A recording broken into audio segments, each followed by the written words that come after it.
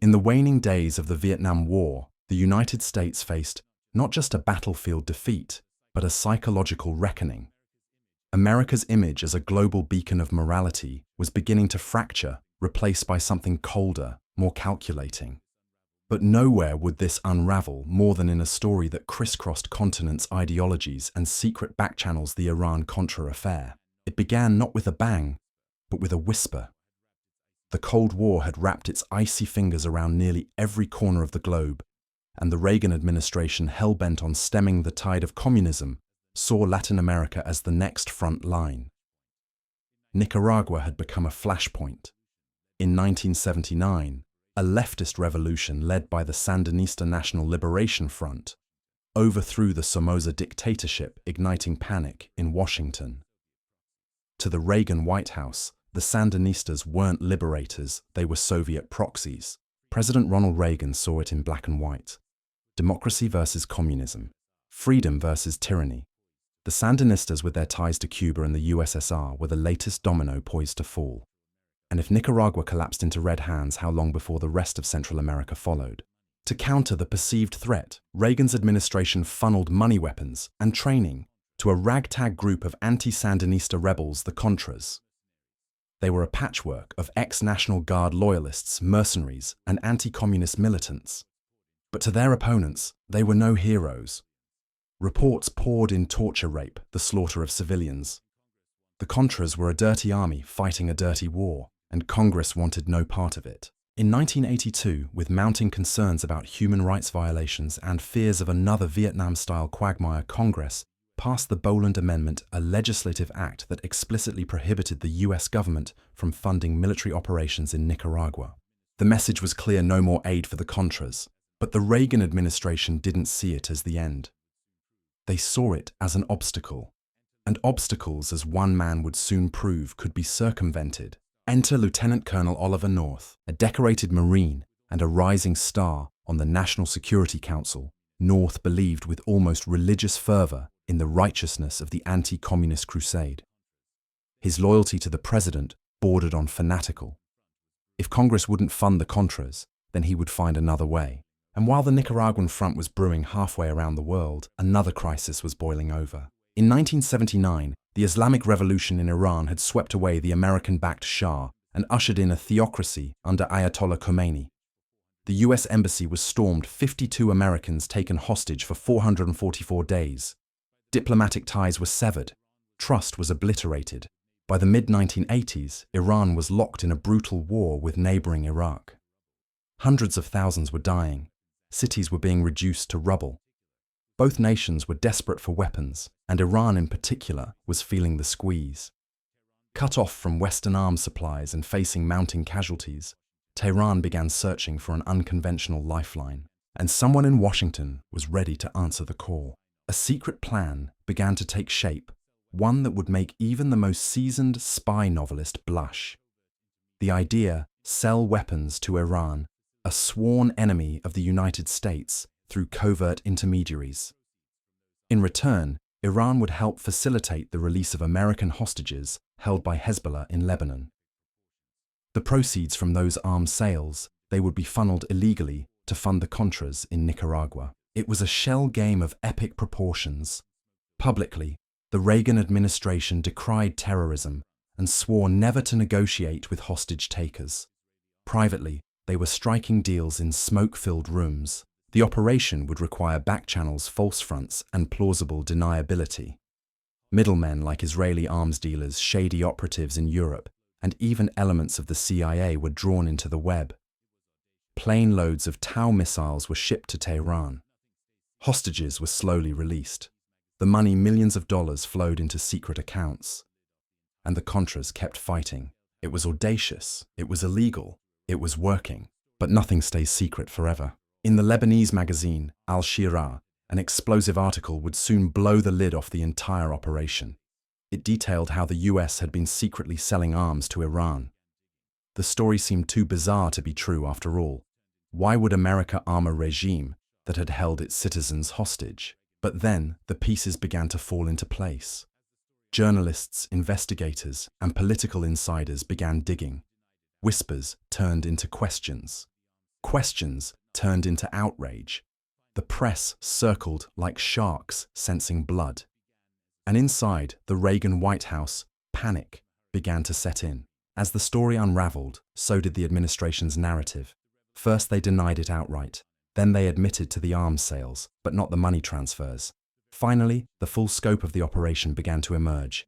It began as a storm in whispers, but soon it became a hurricane on every screen, every front page, and in every hallway of power. The revelations of arms sales to Iran, and worse, the use of the proceeds to fund the Contras, rocked the very foundations of the Reagan administration. And in a nation still haunted by Watergate, the echoes were deafening. The press, once held at bay by Reagan's charisma and carefully controlled messaging, now saw blood in the water.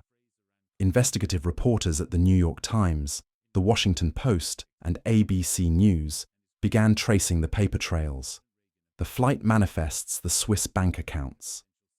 Whistleblowers emerged from the intelligence community. Congressional aides leaked memos that read like Cold War thrillers. And in living rooms across America, the phrase Iran-Contra became shorthand for betrayal. In November 1986, with pressure mounting and his credibility crumbling, President Reagan appeared on national television.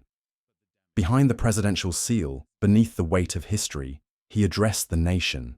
"My fellow Americans," he said, "I want to speak to you tonight about our policy in the Middle East." But what followed was less revelation than evasion. He admitted that weapons had been transferred. He denied that it had been an arms for hostages deal. He acknowledged that mistakes had been made, but not by him. His tone was measured, but the damage was done. For a president who had campaigned on strength, morality, and transparency, the contradiction was now public, and the consequences were coming. Congress responded with fury and with purpose. Bipartisan outrage led to the formation of two investigative bodies, one in the House, one in the Senate. Their mandate was simple: uncover the truth.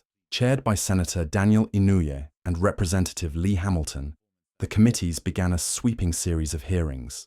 Witnesses were subpoenaed, classified documents were declassified, and all of it was broadcast live day after day into American homes. It became must-watch television. At the center of the spectacle stood Lieutenant Colonel Oliver North. In his crisp Marine uniform, complete with ribbons and insignia, North did not plead the fifth. He did not apologize. Instead, he delivered a performance that bordered on cinematic. He acknowledged his role. Yes, he had shredded documents. Yes, he had misled Congress. Yes, he had helped direct funds to the Contras. But he did it, he claimed, out of patriotism. "I came here to tell the truth," he said. "I didn't think it was wrong. I thought it was a neat idea." A neat idea. That phrase would haunt him and the administration for years to come. But North was not alone. His superior national security advisor, John Poindexter, also testified. Poindexter, unlike North, was cool and evasive. He claimed he had deliberately withheld details from the president to provide plausible deniability. Plausible deniability, the doctrine that would come to define the Iran-Contra scandal. A bureaucratic fiction crafted in think tanks and legal memos that allowed power to act without accountability. Who knew what and when became the question of the decade? President Reagan claimed he had no knowledge of the diversion of funds. His diaries were reviewed, his advisors cross-examined, but the records were incomplete, and his memory as he aged became a source of concern. Vice President George H.W. Bush himself, a former CIA director, also faced questions. He claimed he had been out of the loop, but memos, meetings, and photographs placed him squarely at the periphery, if not the center of key decisions. As the hearings wore on, the spectacle turned Shakespearean. Heroes became villains, loyalists became scapegoats, careers were destroyed, reputations mangled. And yet, for all the drama, the final report from the Congressional committees fell short of full condemnation. They concluded that the Reagan administration had violated fundamental constitutional principles, that it had subverted the role of Congress, that it had lied, repeatedly, systematically. But they stopped short of accusing the president himself of criminal conduct. Why? Politics. The public still liked Reagan. His approval ratings, though bruised, remained resilient. His image as the great communicator had not fully shattered. To indict him would be to tear open the fragile post-Watergate trust that America had only just begun to rebuild. So the focus shifted to others. North was indicted on 12 counts including conspiracy and obstruction of justice. Poindexter faced 5 felony charges. CIA officials, arms dealers, and shadowy fixers found themselves in courtrooms and interrogation rooms. But justice proved elusive. In 1991, Oliver North's convictions were overturned on appeal on the grounds that his immunized testimony had influenced the prosecution. Poindexter's convictions were similarly vacated, and the others, many were pardoned by President George H.W. Bush on Christmas Eve 1992. Among those pardoned, Caspar Weinberger, Reagan's Secretary of Defense. It was the ultimate act of executive absolution, but by then the damage was already done. The Iran-Contra Affair had revealed the machinery of government in its rawest form, a place where ideology overruled law, where secrecy trumped democracy, where men in suits played God on the global stage. And yet, unlike Watergate, there was no resignation, no impeachment, no great reckoning. America, it seemed, was too tired. The Cold War was ending. The Berlin Wall would soon fall. The Soviet Union was crumbling. And in the euphoria of victory, the sins of the past were swept aside, but the legacy remained. The Iran-Contra scandal didn't end in a courtroom. It didn't even end with the pardons. In truth, it never really ended at all. Like a virus in the bloodstream of American democracy, it mutated, adapted, and infected every future conversation about secrecy, foreign policy, and the unchecked power of the executive branch. What the Reagan administration had pioneered was more than a covert operation. It was a blueprint, a template for how to conduct foreign policy in the shadows beyond the reach of Congress, beyond the scrutiny of voters, and beyond the limits of law. And the implications would ripple forward for decades. After Iran-Contra, the rules changed, but not in the way the public might have hoped. Far from curbing clandestine operations, the scandal merely taught Washington how to do them better, smarter, quieter. By the early 1990s, the Cold War was drawing to a close, but the machinery built during its height was still running. Covert action had become normalized. Secret funding streams, private intermediaries, and international shell companies became a permanent fixture of U.S. foreign engagement. The intelligence community, once chastened by the Church Committee in the 1970s, found new confidence, new cover, and new allies in the White House. The message was clear: so long as you don't get caught, almost anything is permissible. Iran-Contra proved that public exposure didn't necessarily lead to meaningful accountability. It also proved that plausible deniability was a viable political strategy. Presidents could delegate dirty work to operatives, then claim ignorance. And courts, wary of national security concerns, often deferred.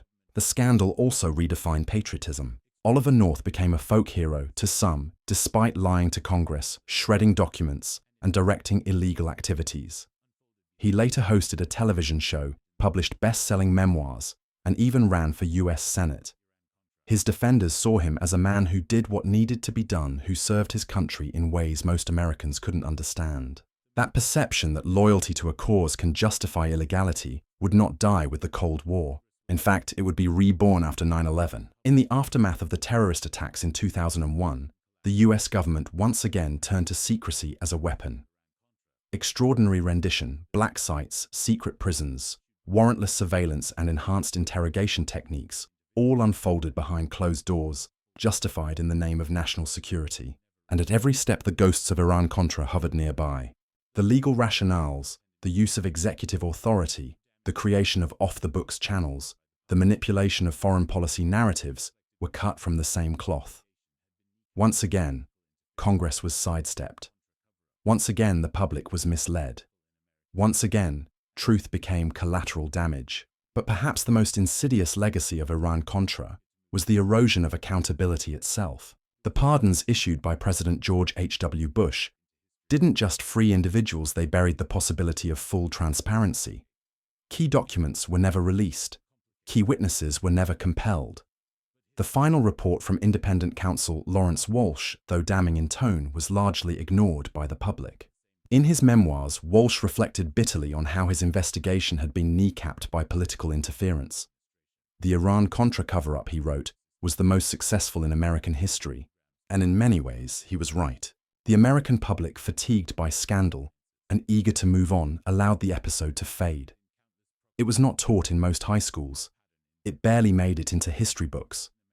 Compared to the glamour of the Cold War or the drama of Watergate, Iran-Contra felt murky, complicated, and morally ambiguous. But history has a long memory. In the early 2000s, journalists began to revisit the connections. Several of the same figures involved in Iran-Contra directly or ideologically resurfaced in advisory roles during the Bush administration. The same rhetoric of freedom versus tyranny, the same use of secret programs to bypass international law, the same justifications for questionable alliances. In Afghanistan, in Iraq, and in countless proxy wars across the globe, the pattern endured. Meanwhile, in Latin America, the consequences of the original operation continued to unfold. Nicaragua, ravaged by years of US-funded conflict, entered the 1990s deeply wounded. The Sandinistas lost power in a democratic election, but the political and social fractures left by the war endured. The Contras never disbanded cleanly. Instead, they morphed into other groups, some criminal, some political, some still armed.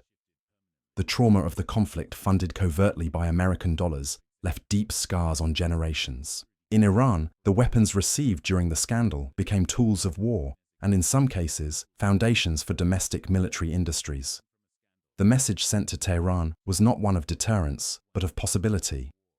America, even at its most antagonistic, could be negotiated with if the price was right. In Lebanon, the hostages came home, but the precedent was dangerous. Terrorist groups learned that American pressure points could be exploited, that back channels were real, that policy could be influenced with blood and leverage. And back in Washington, the norms of governance had shifted permanently. Presidents now operate with an ever-widening scope of executive privilege. National security councils operate with more autonomy. Covert actions once seen as exceptions are now tools of first resort. All of this born from a scandal that at its heart was never about just one deal, or one war, or one country. It was about the corrosion of oversight, the collapse of boundaries, the belief that righteousness justifies secrecy. By the time the final hearings had ended, and the last documents had been boxed and filed, the Iran-Contra affair slipped out of the public eye, not with resolution, but with exhaustion. It had become a footnote in textbooks, a trivia question for political science students, a relic of Cold War cynicism. But history never ends, it only waits. And decades later, the real cost of Iran-Contra was not measured in weapons or dollars or hostages, but in trust. Trust in institutions, trust in the law, trust in the truth. Because at its heart, the Iran-Contra affair wasn't about political ideology or party lines. It was about the slow, steady erosion of the very idea that democratic power must answer to democratic oversight. When a government lies to its people and the people accept it, or worse, forget it, it sets a precedent more powerful than any policy. In 1987, during the height of the hearings, a young congressman named Dick Cheney sat on the House Select Committee investigating the affair. He stood apart. While others searched for accountability, Cheney defended executive power. In his minority report, he argued that the president had the right to direct foreign policy without interference, even if that meant going around Congress. That perspective, once controversial, would later become doctrine. Cheney would go on to become vice president during the George W. Bush administration, and it was during that time, under the pressure of terrorism war and fear, that the seeds of Iran-Contra fully blossomed. Secret prisons, warrantless wiretapping, torture memos, extraordinary rendition, each justified with the same rationale: national security demands flexibility. The president must act swiftly unbound. The ends justify the means. And when critics raised the alarm, they were reminded of the past. This wasn't new. This was just the way the game was played now. What began in the jungles of Nicaragua and the weapons depots of Iran had become something much larger, a philosophy, a worldview where democratic oversight was optional and moral clarity could be engineered in backrooms. But even beyond Washington, the Iran-Contra affair left deep marks. It taught adversaries and allies alike that the United States could be both principled and transactional, often in the same breath. That beneath the soaring rhetoric of liberty and justice was a second language, one of realpolitik secrecy and shadow wars. It also reshaped journalism. In the 1970s, Watergate had defined a generation of reporters. The idea that journalists could bring down a presidency by exposing the truth. But Iran-Contra revealed a harsher lesson that exposure alone wasn't always enough, that a scandal, no matter how shocking, could be survived if managed properly, if the narrative was controlled, if the public was distracted or fatigued. And perhaps most tellingly, it redefined the role of the American people. Because democracy, as fragile as it is, does not die only when power overreaches. It also dies when citizens choose silence, when complexity is an excuse for indifference, when history is too uncomfortable to remember. Iran-Contra should have been a turning point, a reckoning, a moment when a nation said, "Never again." Instead, it became a blueprint. Today, in a world of drones and data cyber warfare and clandestine influence campaigns, the tools of covert statecraft are more powerful than ever. The ability of governments to act in secret, to bypass legislatures, to weaponize ideology behind a wall of classification, it has grown, not shrunk.